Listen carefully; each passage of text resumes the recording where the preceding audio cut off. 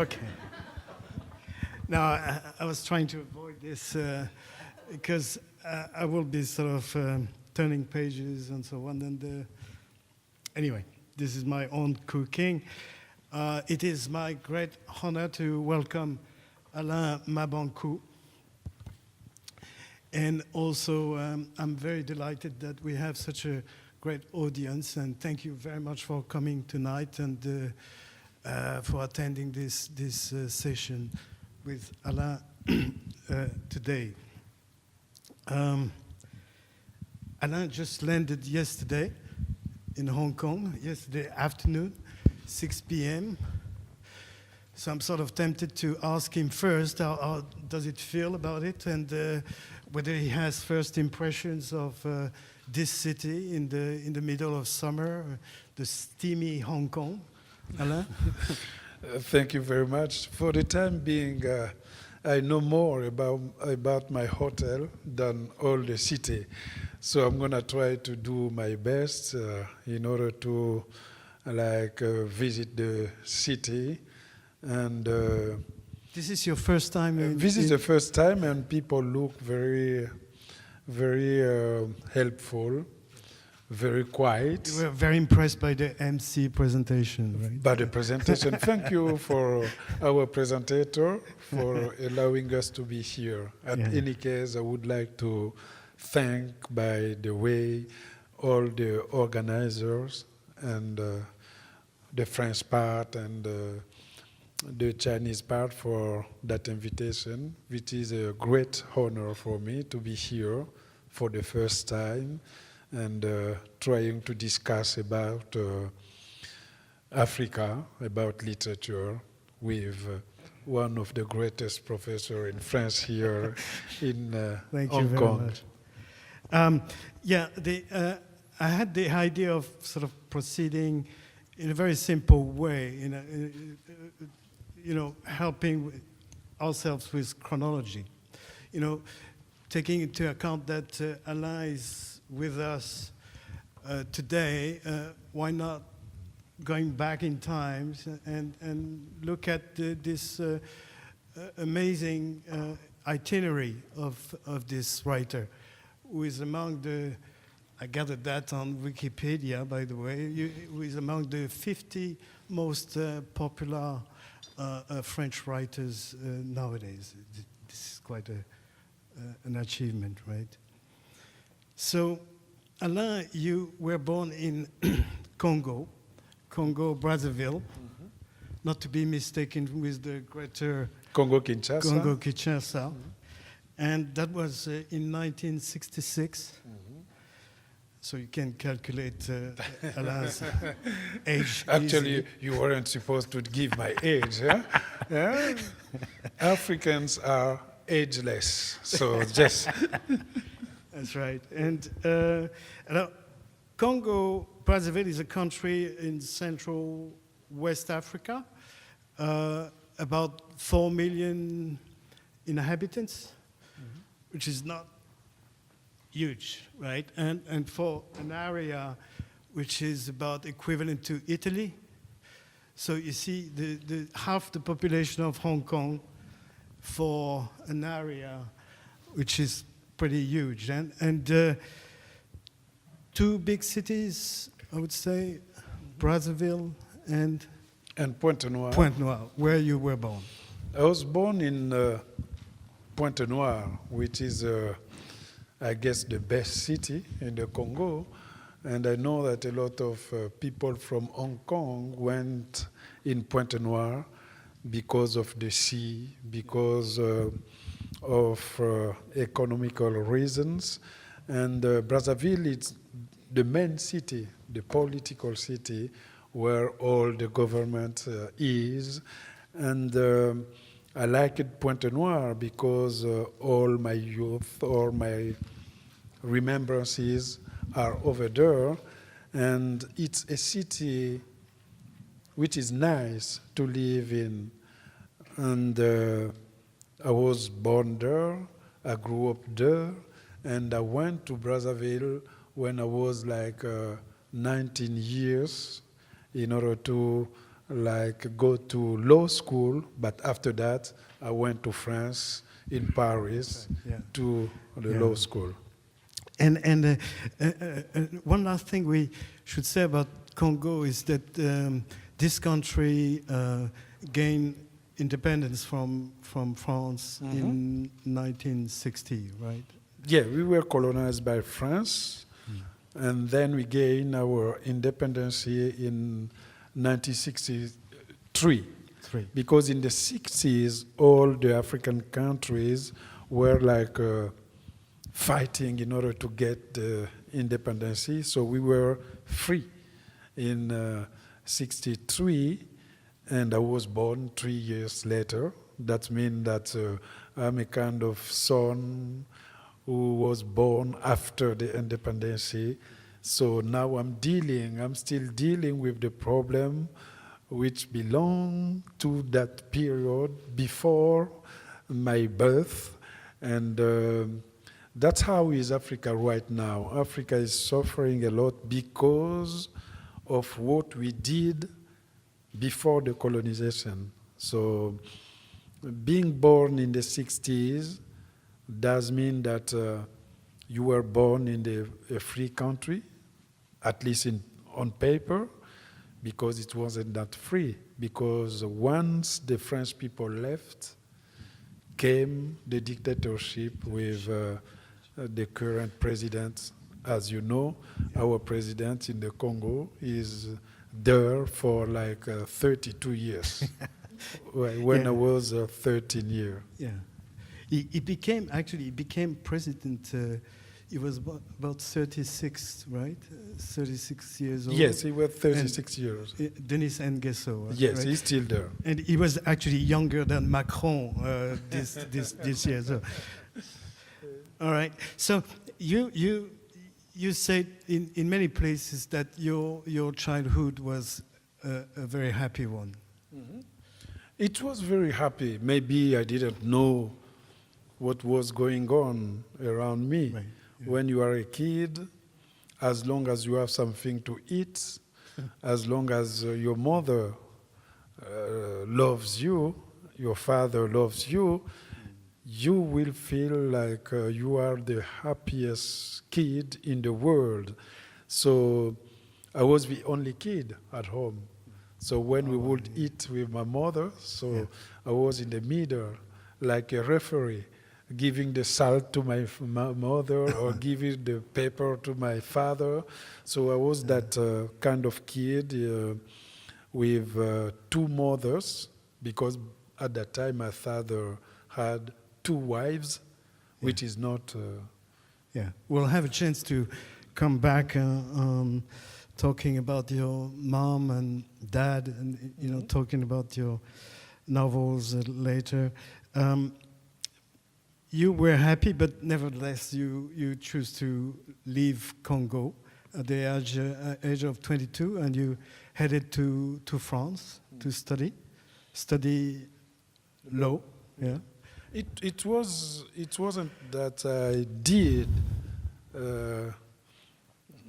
decide to go to France. It was the road everyone would take at that time, right. Because after your baccalaureate, they say at the time, you have no choice. Yes. If you stop there, you're going to be just someone who didn't succeed. Right. So you need to go abroad. Some people were going in Soviet Union. I didn't want to go there. The other were going in France, United States. We didn't want to go to Soviet Union because we thought that the school was very weak at that time. Everybody was coming back from Moscow with the diploma saying that I've won something, but we needed to go in France because we were thinking that it was very strong. You can do twice or three times the same class, whereas in the Soviet Union, you go over there, they're going to say, oh, okay, they are already in pain, let them succeed and go back to lead the country and so on. Nobody wanted to go to the Soviet Union for that. All right, so then you left Congo, that was 89, and then you did complete your doctorate in a law degree, and then had a working experience in a French company in Paris, right? Yes, it was a French company. It was in the 90s. At that time, you have people who would come at the university to seek people in order to go work in the company. It was the end of maybe the golden age of the job in France. Yeah. We didn't want to work. We wanted to go, to move forward, to have a higher diploma. But I did decide to work with that company because I was more and more writing, and I felt that doing my PhD on law gonna distract me from the literature. Yeah. But going to a company, I'm gonna have a desk, and then even if I can act like I'm working, I can keep on writing my own story. All right. So I was writing instead of working, and I was paid for that. Well, it sets a very good example for young people in the room. But indeed, in 98, you published your first novel. And this novel is called Bleu, Blanc, Rouge, blue, white, and red. Of course, a reference to the tricolor flag of France. And this novel deals with kind of the mythology of France for African people, isn't it? Yes, because when you are a kid living in the Congo, you will see people coming back from Paris. They are well dressed. They smell very good. All the girls are turning around them. Your dream is to go to France in order to succeed like them. So by the time I was writing my first novel, because I began with poetry, the idea came to write that novel just because a friend of mine was in jail because he was doing bad thing at Chateau Rouge, which is the place where you can find a lot of Africans over there. So I was writing like his life to depict this kind of protagonist who is dreaming about Paris, who came in Paris, but landed to the bad place where people are doing criminal stuff, and he became one of them. But at the end of the day, he lost everything. And when he went back to the Congo, he was like nothing. Wrong bet. So, yes, it was maybe the first experience of immigration for me. Right. How I can try to describe the black people who are living in France. Are they French people, or are they African people? Right. That will become like my main topics in a lot of my novels. This is at the core of your works in general. And just to reflect on that 20 years on, I mean, just now, as you sit here, what do you think about this novel? Would you change a word of it, or the general direction of it?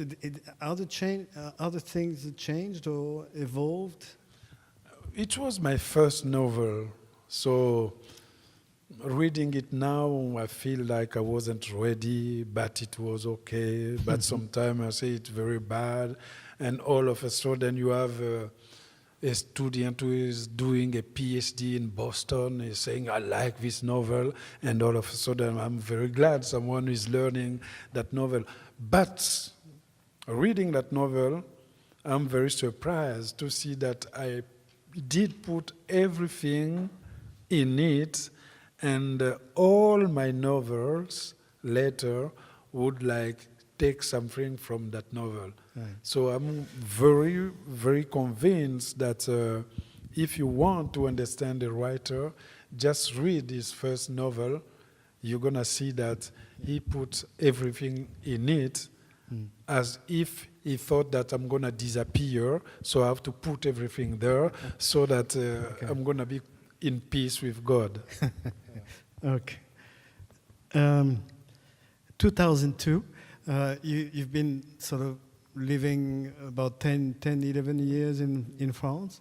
And 2002 is another twist. You're this time heading to America, Michigan, University of Michigan, to teach French literature there. So I went over there because I was invited at the University of Michigan as a writer in residence. That was better than the law firm yes, just before, right? I didn't know that they would grant a residence to a writer. That was a great dream. You're gonna go somewhere, just sitting in your desk and writing your novels, and they're gonna pay you for that. That's a big dream for a writer. So I went over there in Michigan. It's very cold over there. It's very cold when the winter is there. If you take a glass of water, you put close to your window, you're gonna hear the shatter. It's gonna explode over there just in 10 minutes. So that means that when it was very cold, they would close the university, and I would sit home just writing again. And once I went over there, I wrote a book called African Psycho. And I was about to decide whether to come back to France or to do something like going to Canada in order to stay over there. And one of the professors in the African American department resigned because he was hired at Columbia University, and by the time they were looking the possibility to find someone who's gonna teach there, they say, okay, we have an African here, he's gonna teach African literature. Okay, they came and see me, yes, Mr. Mabanckou, so we have a problem because we don't have anymore a professor in African literature. We're gonna look for that professor later, but by the time being, you're gonna sit here and try to distract the student while we're gonna seek the real professor. So I went over there. I didn't teach before.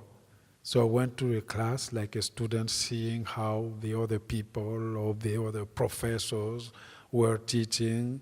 And then I did my own class. I remember that it was a class about childhood in Africa and in French literature. So I was teaching a book like The Dark Child by Alain and Le Livre de ma Mère from Albert Cohen.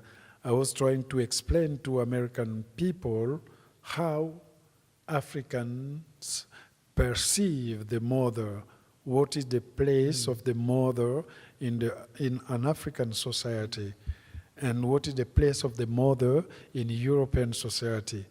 By teaching all the myths about the mother, I was teaching also, I was giving them a kind of introduction to the African culture, and they liked it. So in United States, you know that students grade the professors. They make evaluation that he was bad, he was do. So I got some good evaluation, and then the dean came over there in my office. No, I know that you are going next month, but we don't want you to go. We're gonna make you stay here. Just let us know what is your salary in France. We're gonna match it. Wow. Or we're gonna put a little bit higher.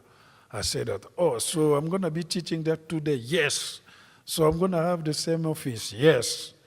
Okay, give Alain, this is my salary. They say, okay, we're going to pay that, and we're going to help you to move from France to the United States of America. Amazing. So they brought all my library, all my stuff, they put it in the ship, and it went over there. That's why I became a professor They at really, the University they of really did Michigan. that. They did that in style. Really. That's the Yes. American way. But after that, I left because it was very That's cold right. over there. We'll come back. I went to California. That's right. But before that, I mean, as you said, you did write during this period 3 books. You quoted one, African Psycho, in 2003. Another one in 2002. I like this title. I never read it, I must say, but the title is wonderful. The grandsons of Vercingétorix, and those familiar with French history and culture will know that Vercingétorix is the sort of national mythical hero of the Gauls, and resisting to the Romans, invading the country. The country that was not really a country at that time, but never mind. And this title is very intriguing. Could you say something about this book? The Grandsons of Vercingétorix. It's a book about the civil wars the Congo faced in the beginning of the 90s. So the voice is a voice of a woman who is trying to escape from the civil war from the south of the Congo to the north of the Congo. So that was my 3rd novels, and it's going to be translated just right now in the United States of America. For me, it was a book in order to help my country, to give my country a kind of hope, and to show the people of the Congo that I was aware of the pain they were feeling at that time. So it's a book about France history. It's a book about the fact that usually when Africans are fighting between them, they always take example to the French history. So you have over there people who are the grandsons of Vercingétorix, or you have the Gauls, the black Gauls. They need to connect African history with French history.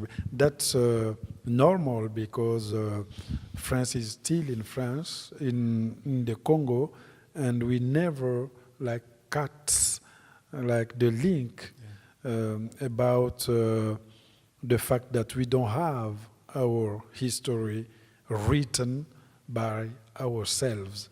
We are like shadows trying to figure out how to join the sun in order to see clearly who we are. So that book is about the roots from the Congo. It's about how to remain a Congolese despite the fact that the country is divided by a civil war. And I mentioned 3 books you wrote in this period in Michigan, and the third one is in 2005 is Verre Cassé, Broken Glass, who has received 3 prizes, was widely acclaimed as a great novel. Broken Glass,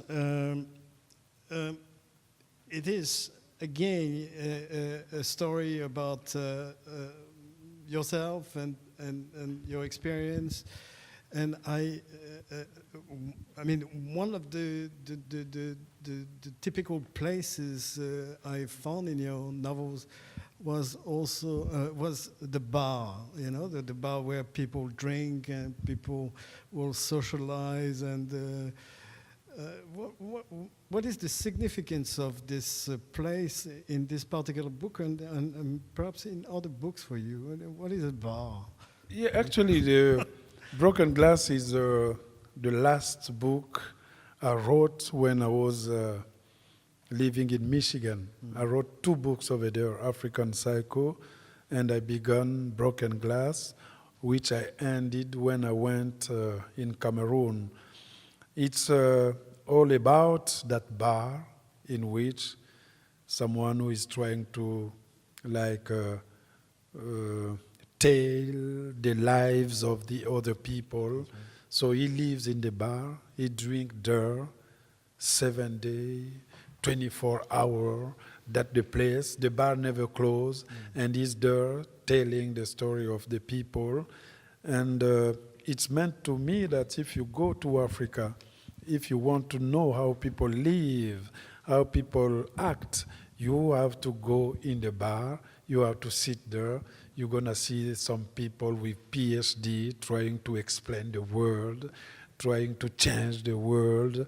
And Broken Glass was the book which was for me, the opening in the French literature, because that was the first book I did publish in a major publishing house, which is Le Seuil. And it was my first success in literature, because before that I was publishing books bought by a few people, but with Broken Glass it was above my expectation. Yeah. I was so scared that I went back to United States in order to hide myself because it was everybody was talking about that book, saying that it's curious, because it doesn't have a full stop. It's written just with commas, yes, from the beginning to the end, with one sentence going here and there. So you're talking about memoirs of Porcupine. Both books of them. Yeah. Both of them are written. Okay, yeah. We'll go back to this one just now. 2006 is the year of the memoirs of a Porcupine. A book that obtains the Renaudot Prize, one of the most coveted prizes in France, one of the most prestigious prizes. And this is really a great achievement for you. Other prizes also collect this book. So this Memoirs of the Porcupine is a very strange book, I should say. First of all, can you tell us whether you really believe that animals can construct their own past and memory, and in what sense this porcupine seems to be a kind of alter ego of human or sort of proxy. Could you explain a bit this book, which is very mysterious? Okay, I'm afraid of getting within the book because people are gonna see how I wrote it, but I want just to picture the main idea I put in that book, because in my beliefs, in our beliefs in Congo, when a baby is born, he's not alone. The same day in the bush, you have an animal who is born as well. They're going to be connected, the human being and the animals, and you're going to find out who is your double when you're going to get the age of 7. After that, you can be someone who is in peace with your animal, and then you're going to get the wisdom, you're going to help people, you're going to be a nice guy. Or if you have a bad animals, you're going to be mean, even killing people. So the history I tried to tell in that book, Memoir of a Porcupine, was told to me by my own mother, who, in order to let me know that I have to go and sleep or do my homework, she would say to me, if you stay longer outside, a porcupine gonna come and eat you. So that's why I wrote the memoir of a porcupine, a kind of story between a human being and an animal. That animal was considered by Americans like a serial killer.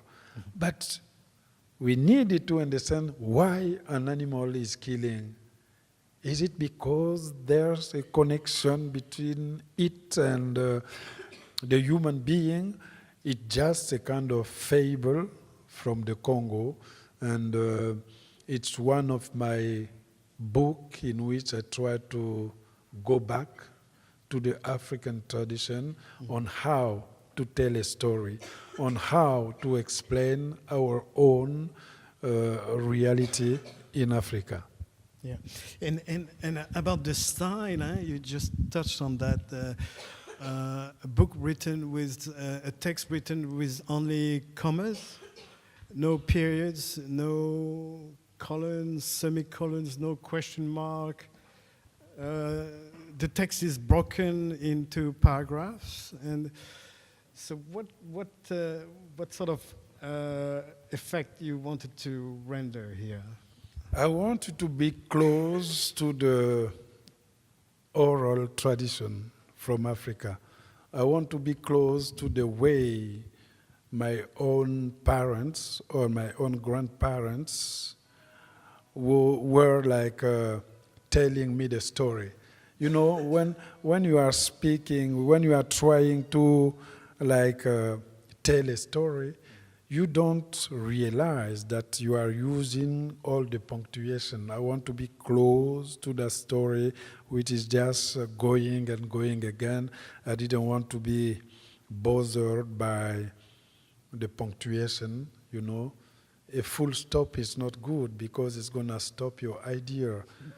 So a comma is good because it's like you keep on going, and the comma allows people to figure out their own punctuation at that time. So nothing to do with, exercise of style, as we say, like Georges Perec or No, Raymond no, Queneau, nothing no, I don't far think, from me. No, I didn't think at that time that it was a kind of, for me, exercise, because I figure out that in my own language, we don't have a lot of punctuation in it. So I wanted to be close to the Congolese way of writing.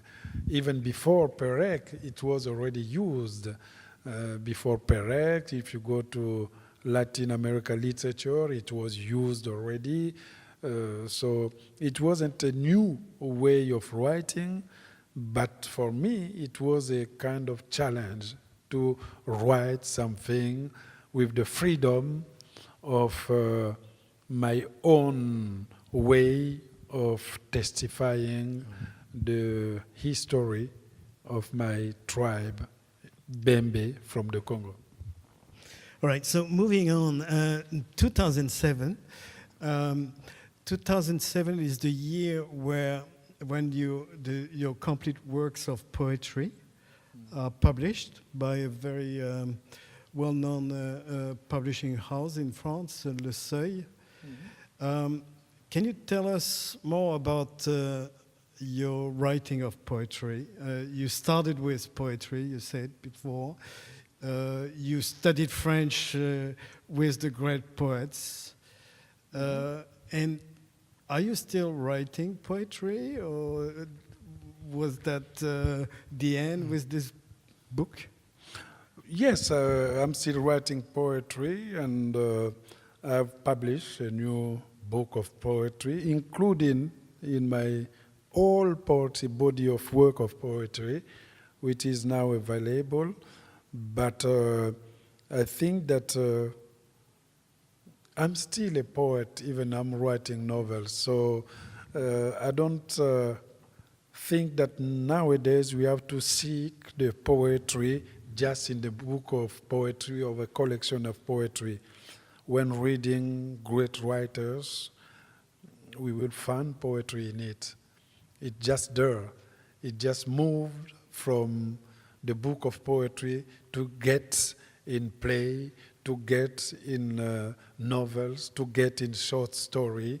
The way of telling, I think that in Memoir of a Porcupine, for me, it's a long, long African poem written by someone who likes poetry very well. So I didn't resign from writing poetry. The poetry is still there, but we have just to go and find it in the novel, in the short story, and the other form of writings. All right.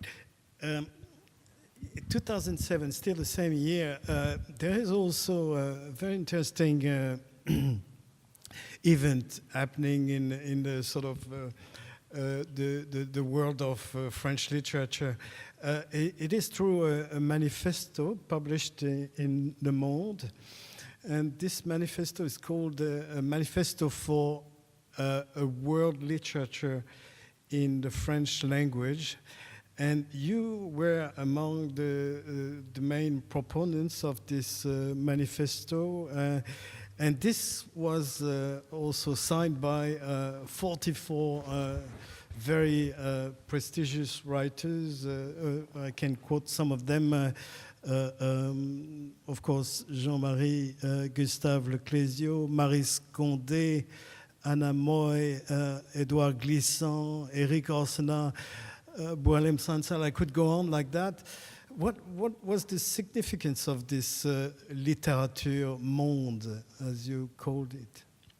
Okay, I don't want to get academic because we are like in a wide public here, but at least it's just a new version of what people call world literature.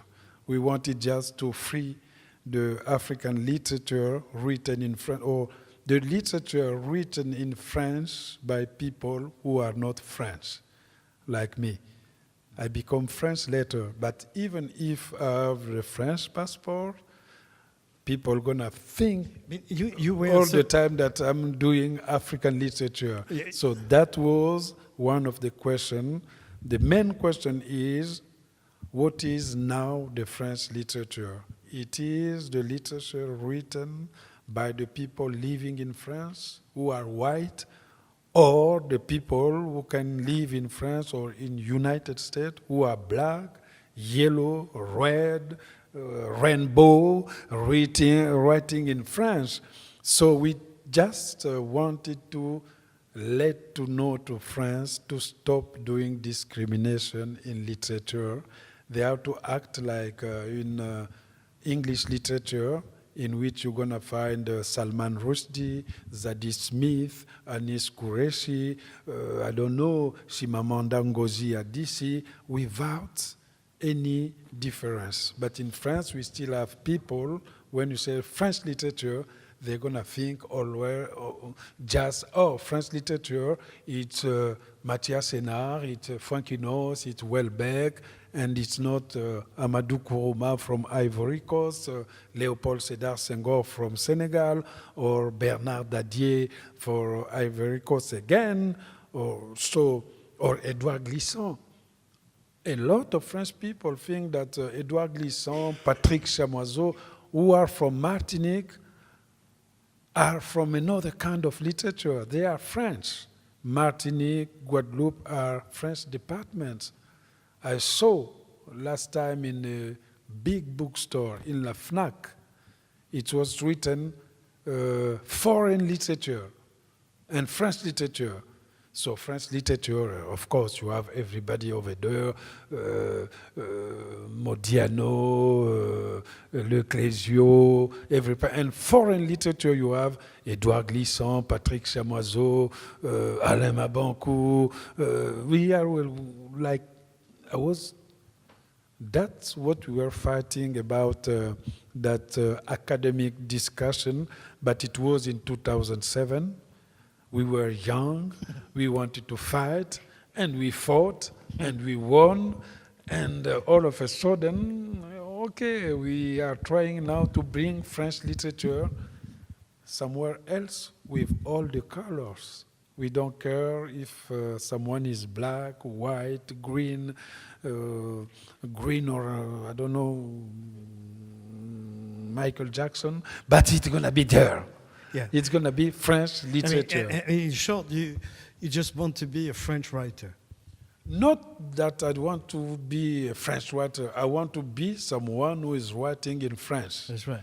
Yes, because French writer is not like earning a step above something. It's not like I'm working somewhere. One day I'm going to become a French writer. No, I don't want to become a French writer. I want to become someone who is recognized that is using French in order to express his work, his creation. French is just a mean for me to achieve someone I want to express throughout the world. So I don't want people like to say that in order to become a good writer in French, you have to become a French writer. A French writer, I am. I have a French passport. Yeah, that's what I But meant. at the same time, I'm also a Congolese writer because I have a That's right. Congolese So you're a writer. French Congolese writer. French Congolese writer or someone who is writing in French. That's right. Yeah, it's very complicated after all. Very complicated, like my writings. It should be simple. It should be kept simple, right? And how about I'm a writer? And, you are a writer. And, I mean, this and it's just happened that you write in French. And by the way, can I ask you, would you consider writing in another language? No, because I'm very lazy. So I don't think that I discover literature by reading in French. Right. So if you want to become a writer, you're going to become a writer in the language which help you to discover literature. I didn't discover literature thanks to English, thanks to Spanish. It was just French. So I speak French. I speak Russian, я говорю по-русски. I speak Creole, thanks to my friend Denis Laferrière.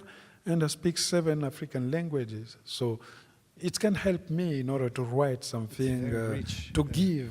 Yeah. Sometimes when I'm writing in French, I'm going to realize that I can't go far because what I want to express, it's not in French.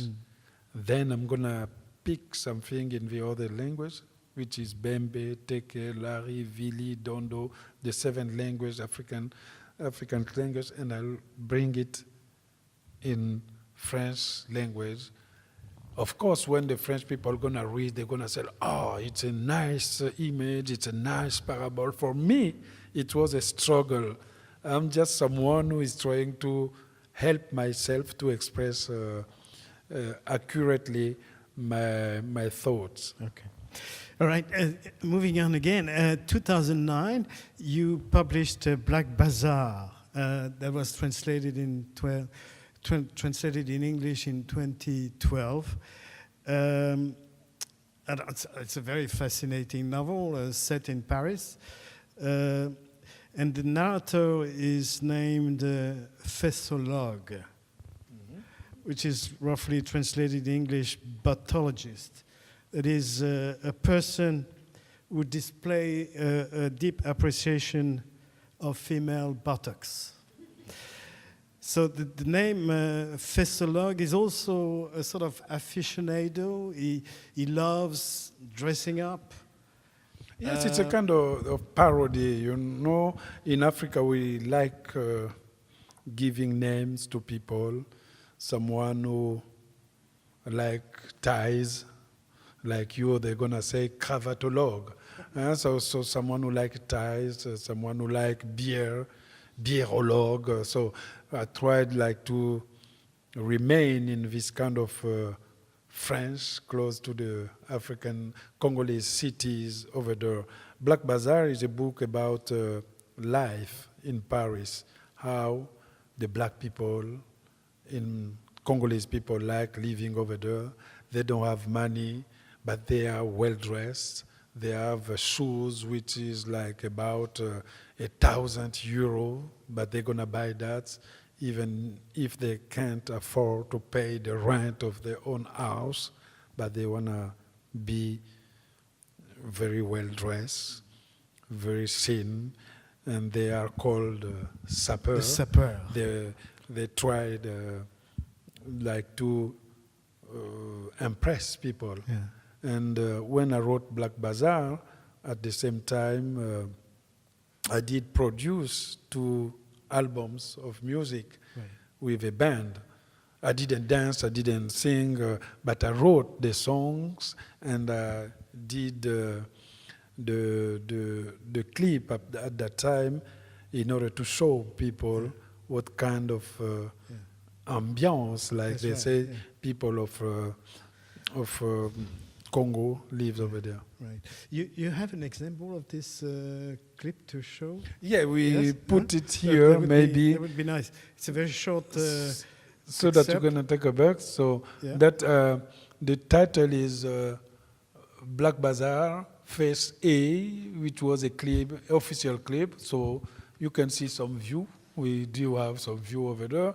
And it was released in 2012.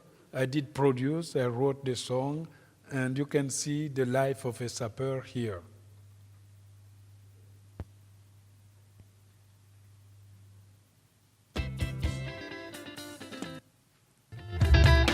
Kwarsike podanami, jangine kam jalia. Kominuire dua jabi Djeneba. Du fin fond du Fouladou au Congo Brazza, l'africaine école buissonnière des beaux-arts. Et comme par hasard, la chanson s'appelle Black Bazaar. Tu crois te lever le matin, c'est le soleil qui se lève. Laisse dans les vestiaires ton baratin, la vie c'est pas du rêve. Pour pas rater ton train de vie, fallait prendre le précédent. C'est une question de survie, que tu sois pour ou contre. Le temps c'est de l'argent comptant. L'homme inventa la montre, mais Dieu créa le temps. Justice blanche, misère noire. La bête noire c'est toi. C'est écrit noir sur blanc. Blanc sera ton chemin de croix.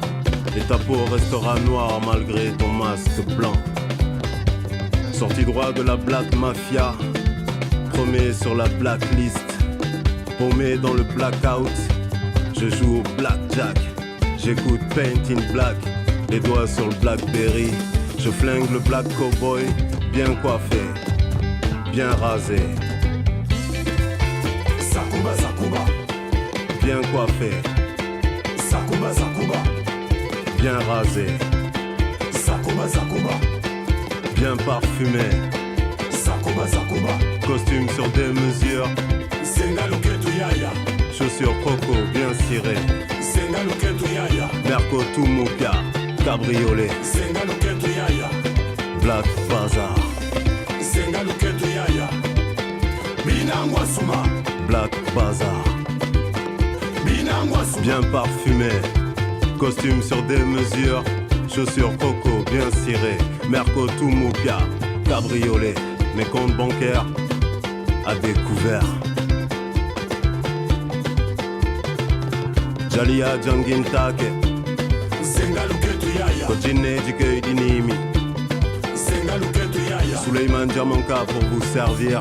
Senga Luketu Yaya, Du fin fond du Fouladou au Congo Brazza, Senga Luketu Yaya, l'africaine école buissonnière des beaux-arts. Senga Luketu Yaya, Et comme par hasard, la chanson s'appelle Black Bazaar. Black Bazaar.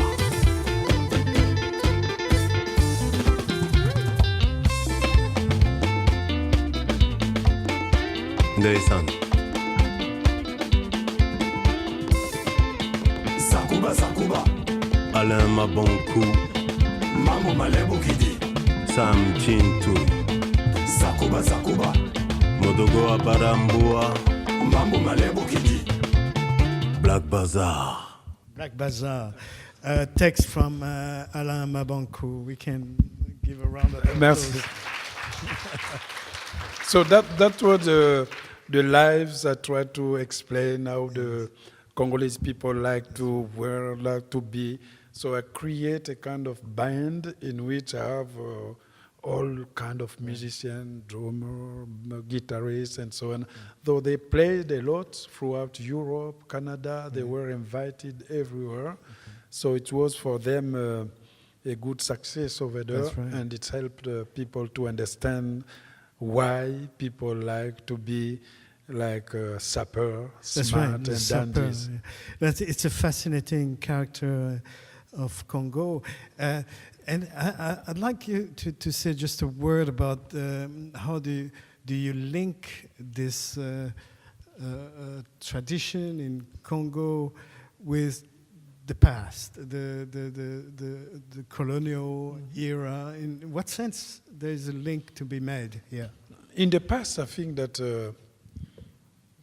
African kings like also to be well dressed, very well, with gold, everything. But it was when the French people came, there was like wearing in white with the colonial heart. And we thought at that time that it's very important to impress people physically with your clothes. And maybe the French people were the one who showed us that even if you cannot judge someone with his clothes, but that's the first impression we have. You are eager to respect someone who is well dressed than someone who is coming with his jean, which is like, I don't know, destroyed on the knee. Yeah.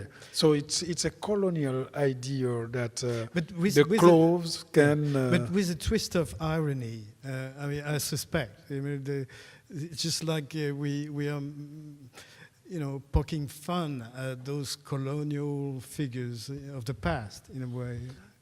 No, because even the Pope, the Pope sometimes is wearing a kind of clothes. It comes from Christian Dior or from Yves Saint Laurent, but people don't know.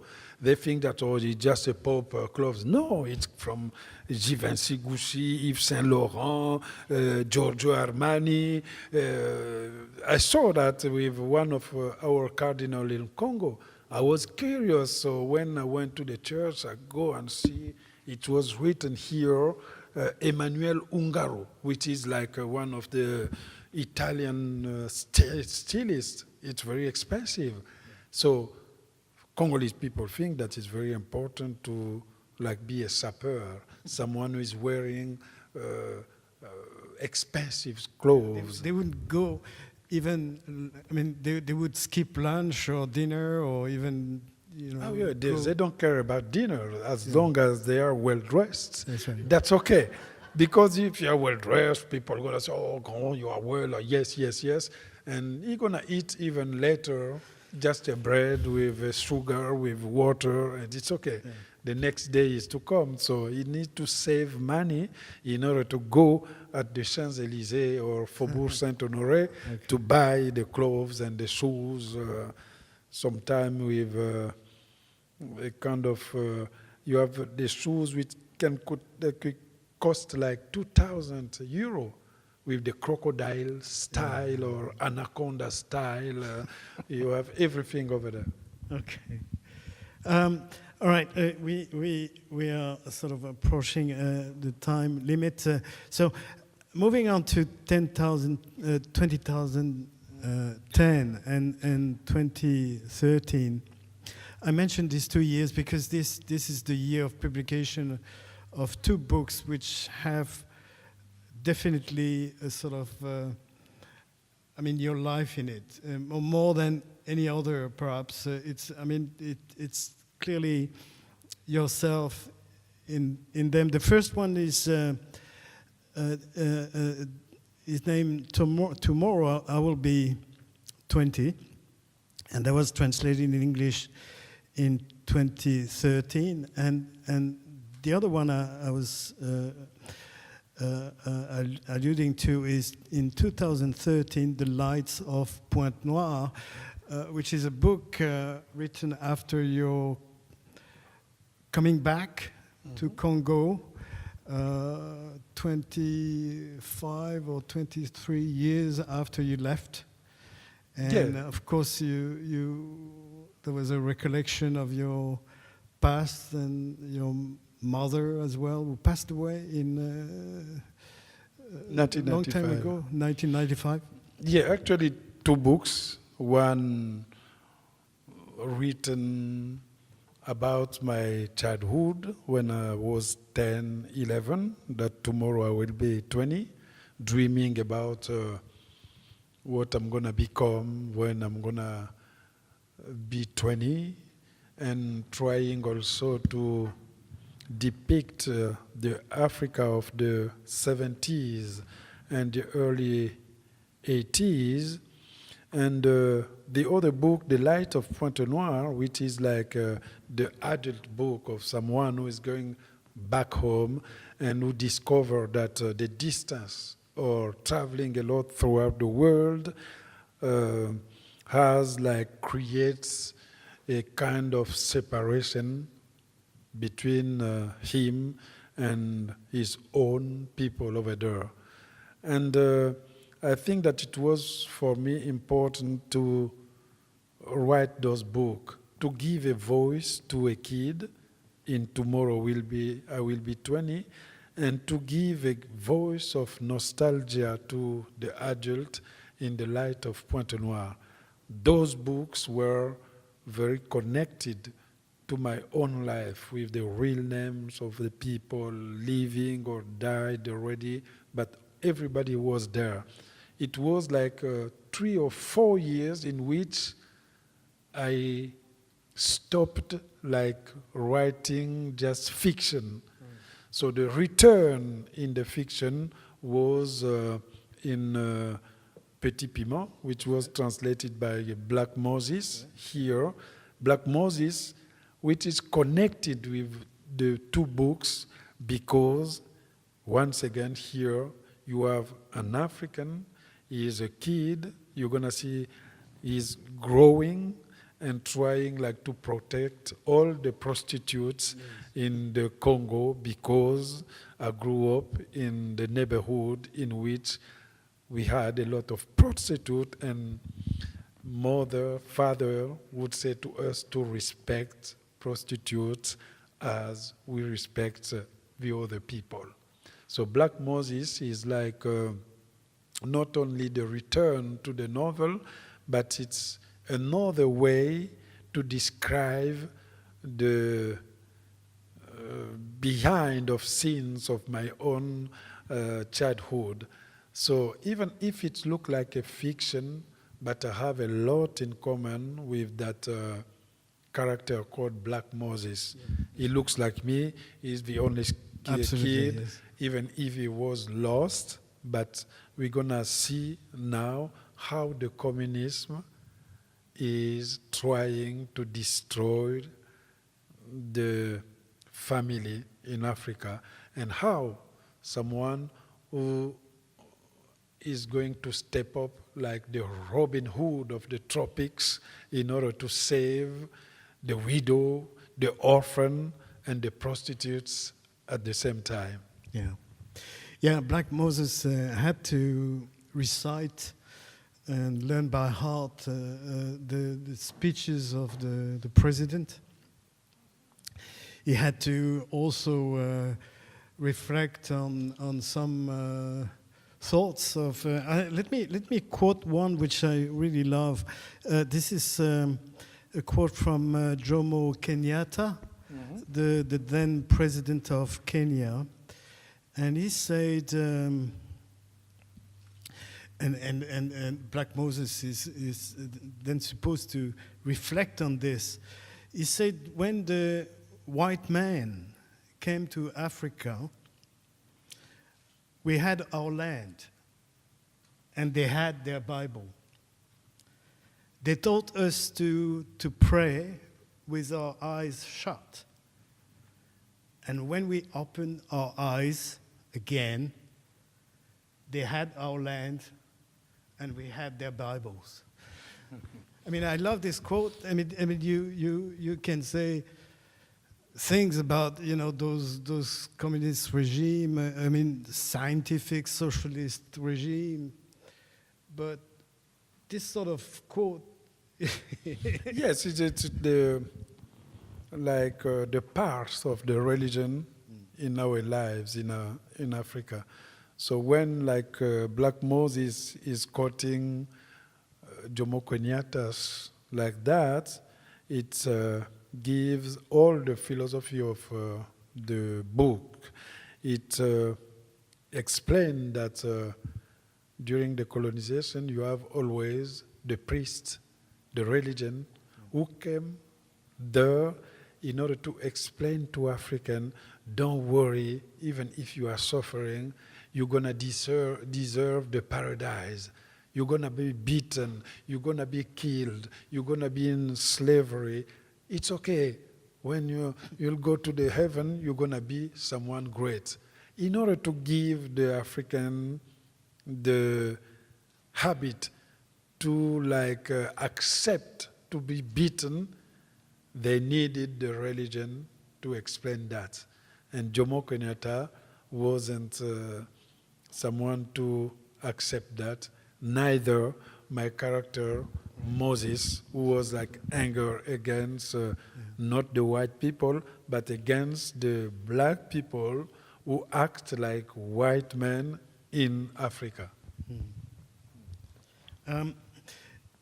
We are really closing to our time, but I need to mention that you also received a very high honor in France when you were elected to be a visiting professor at the Collège de France, and that was in 2015-16.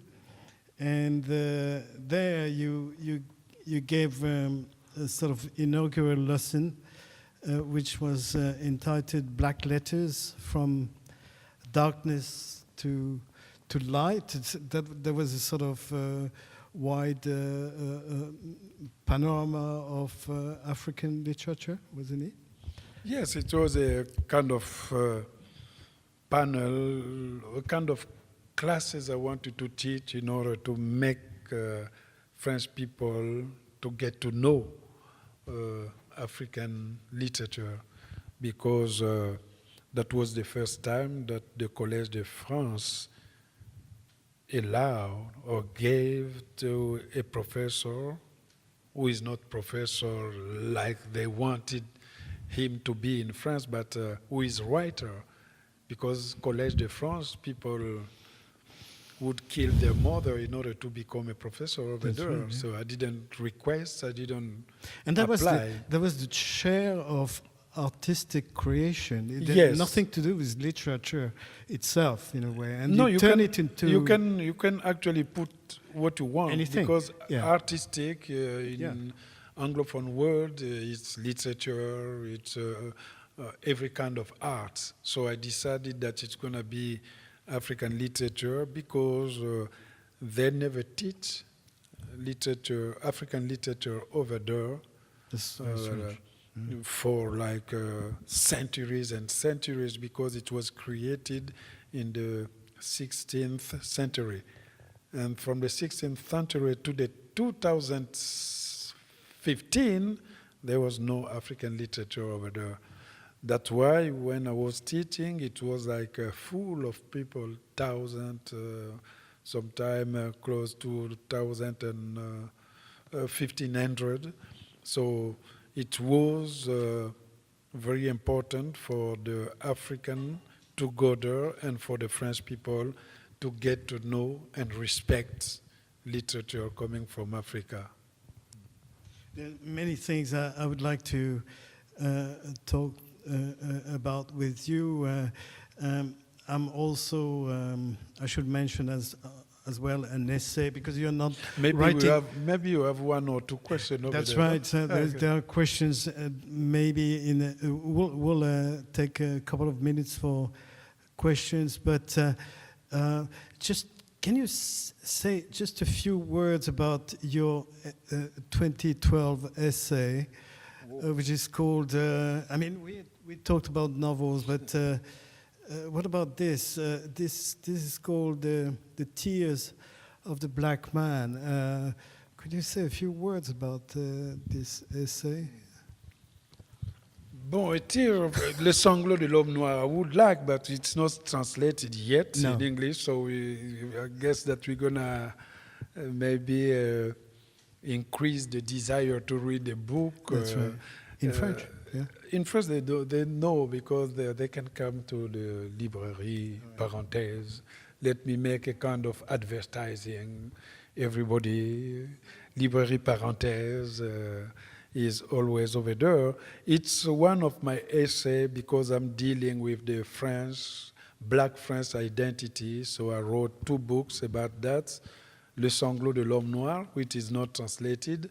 And the other one was Lettre à Jimmy, which was a letter to Jimmy, a book about James Baldwin, African-American writer, who was a civil rights activist and who was dealing with American politics at that time, with Ku Klux Klan, with the killing of a lot of black people over there.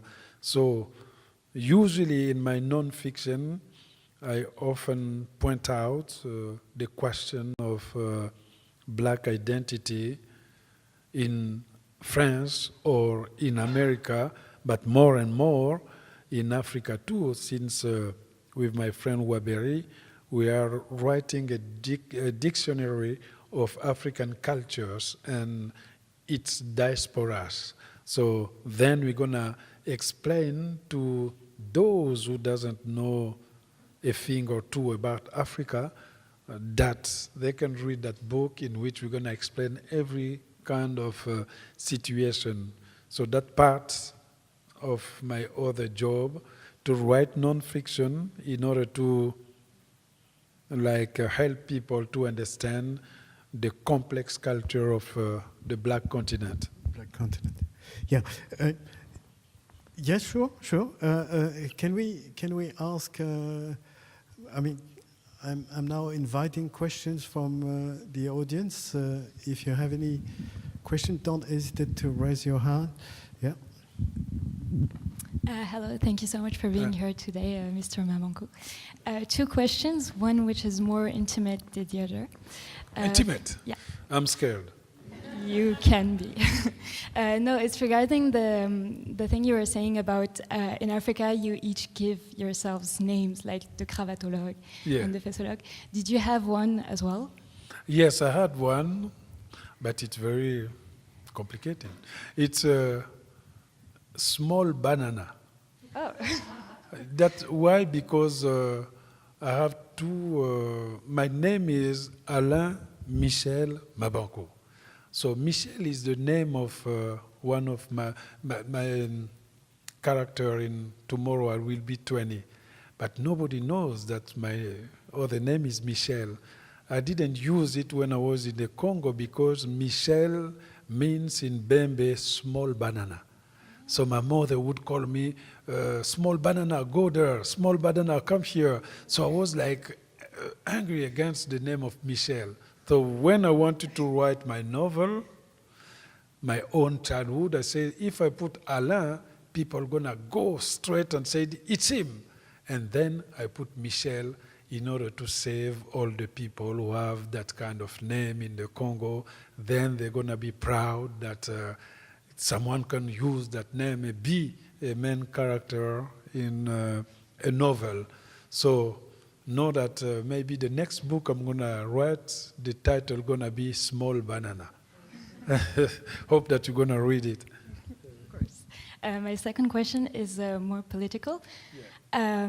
With all that's going on about the immigration crisis in Europe, and we also have a lot of immigration problems here in Hong Kong as well. I was wondering, what is your standpoint on this subject? What do you think about welcoming people to France because you have been welcome to France as well. I have been too. So I was wondering what was your opinion on that.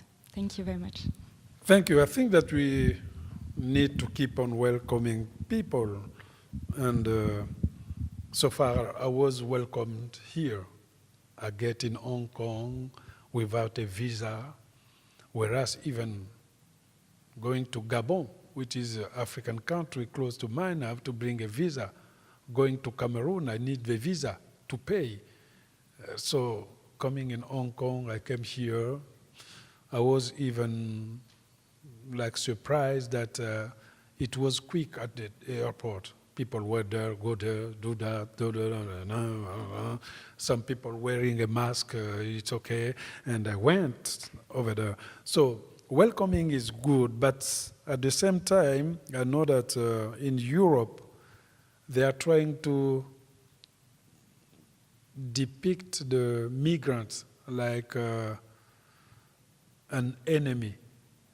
They think that if Europe is failing, it's because of people who are coming over there, taking the job of the poor European, bringing terrorism, or speaking the language which are not close to the French, trying to disturb the pure Europe. And so they don't remember that those people are coming over there just because of the mistakes the Europe did or is doing in Africa, in Asia, everywhere. When you have take Belgium or France, if they are sponsoring the dictators in Africa, why would you want a Congolese stay in Africa in the dictatorship and not coming in a country in which he can be free to express himself? So it's very complicated, and unfortunately, Europe is losing the opportunity to redefine its identity and to let people get legally.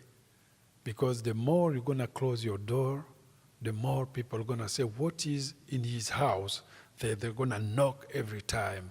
If you kick out one, tomorrow they're going to cook two. You kick up two, tomorrow 3, 4, 5. The day they're going to be million, 3 million, 4 million, you cannot kick them anymore because you're going to be like someone who are not in your place, and they're going to put you in your island so that you're going to express your anger or your behavior to disguise people. So Europe is Europe because we were there, because we helped them during the wars, during the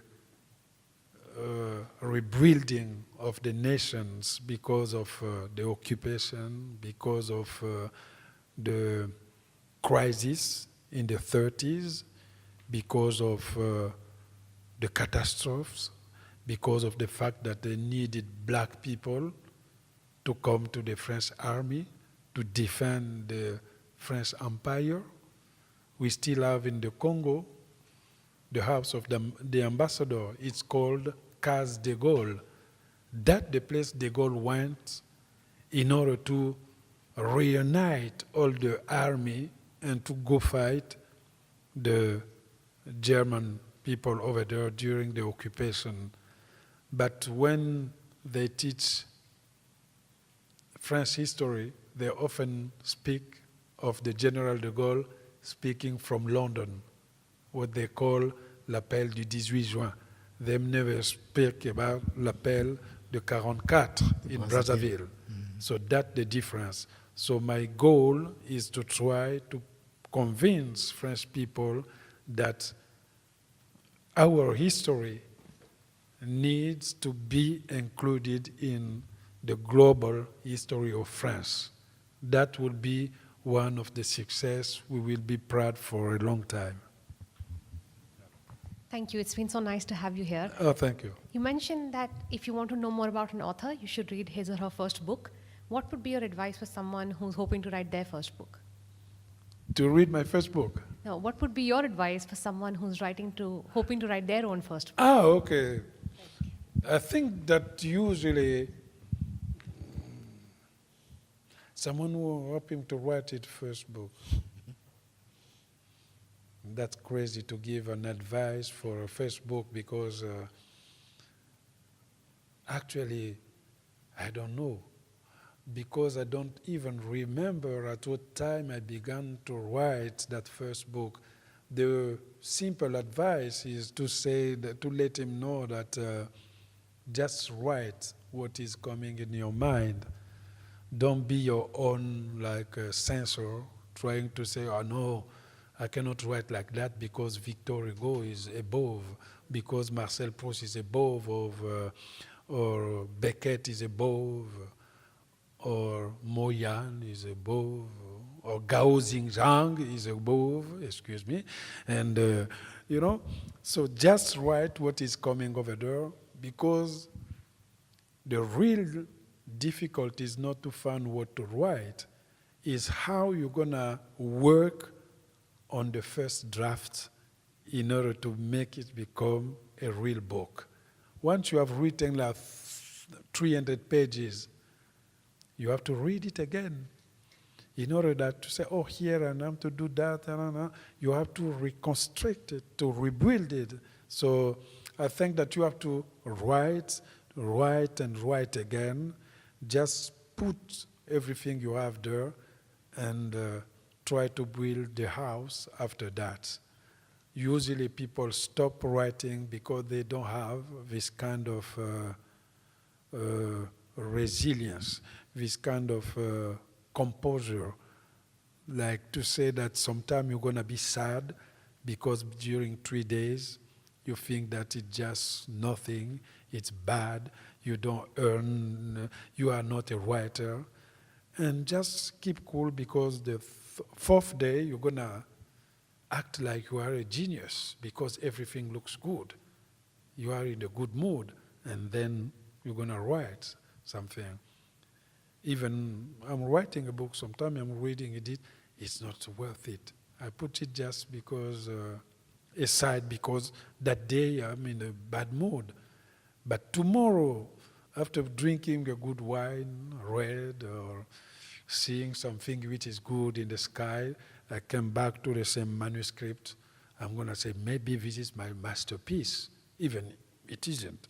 But you need to be in a good mood and try to write every day.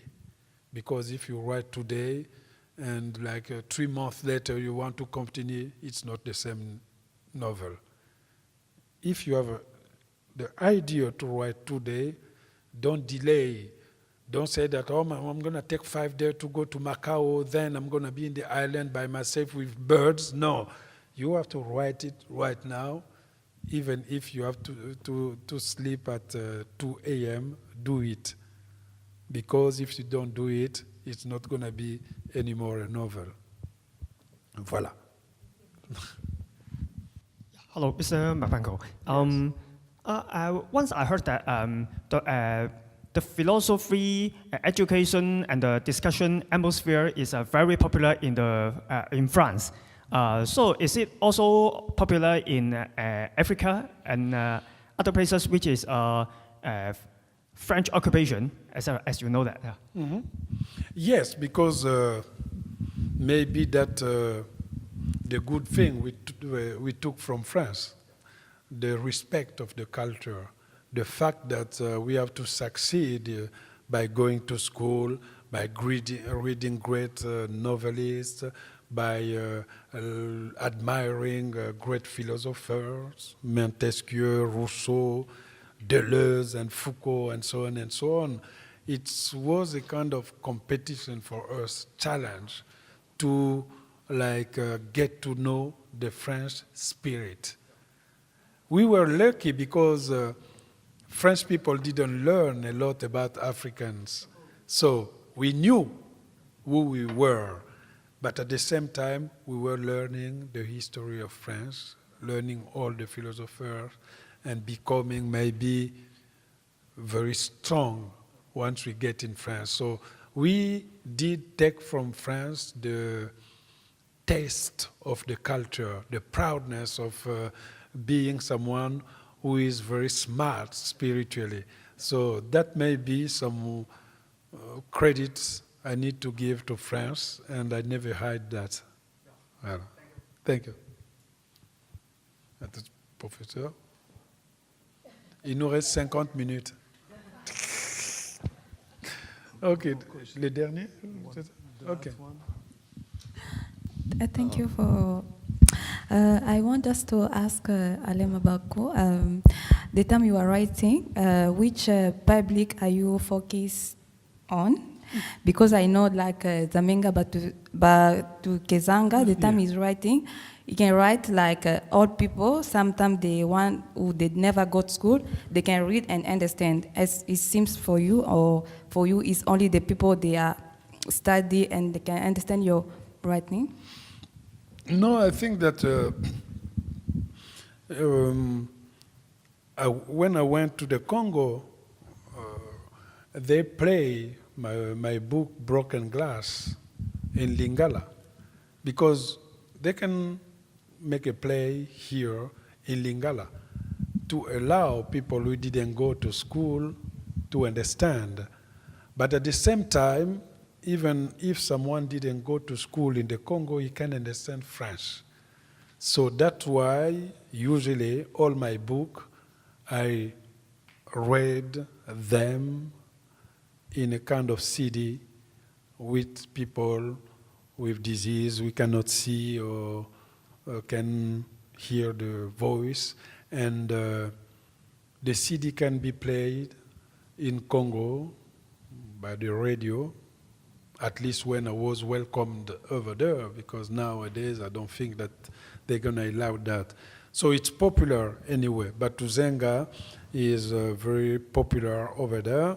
And I guess, and I think that what I'm writing, it's reflecting the lives of the Congolese people right now in the main cities of Kinshasa, of Brazzaville, of Port-Gentil. I often received letters from them saying that, how do you know all the details about our lives?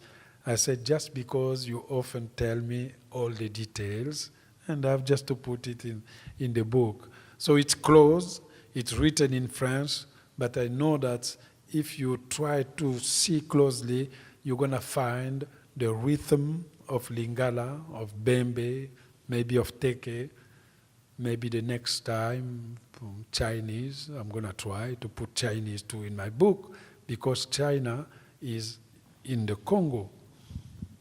They are building over there airports. They even built the national radio in the Congo. So we need to talk, because the president is using that radio for something which is not good for the Africans. All right, this is really the time we have now. If you look at the title of this talk, Africa's Best Storyteller, it really shows. Thank you very much, Alain Mabanckou. And he will take some time to sign books and dedicate books you may have. So please, would that be here? Here. All right? Thank you very much for your time. Thank you. Merci. Thank you. Thank you.